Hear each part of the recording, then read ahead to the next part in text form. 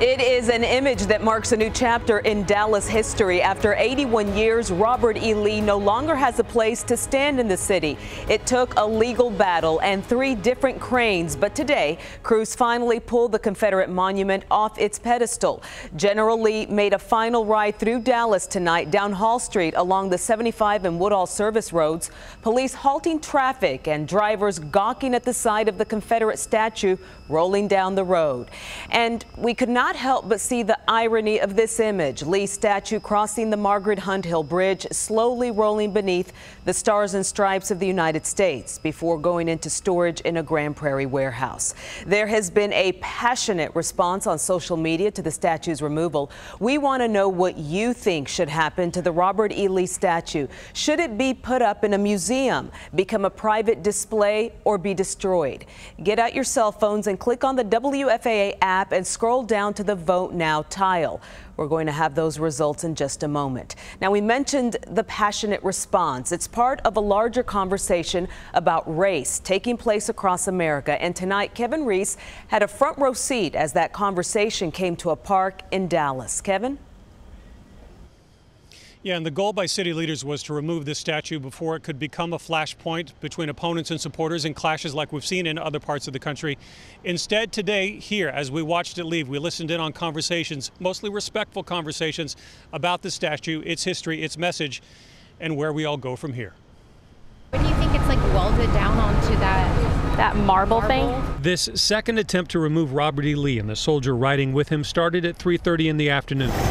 Under heavy police presence to keep any potential protest at bay, the workers arrived with their company name not on their trucks and their license plates either covered or removed, so they couldn't be identified in the subject of threats like what happened to the first work crew that tried this. There's no way that can support it. And in the 4 hours they worked, conversations about history and race and relics of the Civil War were the order of the day behind police lines. I don't know, I see both sides to it. 2 young women mostly indifferent to the entire political discussion. I feel like to make everyone happy, don't store it. At least put it in like a museum for people to go and look at it. Yeah, right. It's a piece of history, basically. It's U.S. history. Hey, it's a piece of history. I mean, we need to look at this and learn from it. While 3 men talked, insulted by the removal of a tribute to Southern heritage that's been standing in this park since 1936. I think the funny thing is, in a way, this resurrects old wounds rather than heals them. I don't think the city has handled this in a very democratic way. A 74-year-old woman who explained she didn't see what all the fuss was about in the first place. It's just been a part of my life all my life.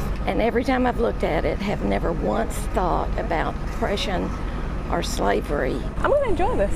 But in the view of an African-American mom and daughter, the removal of a tribute to a Confederate leader and his message was 81 years overdue. And feeling kind of like you're unwanted, and it's like, no, we're gonna learn from our past mistakes. And I'm like, feels good. Right there. Spots up. Spots up.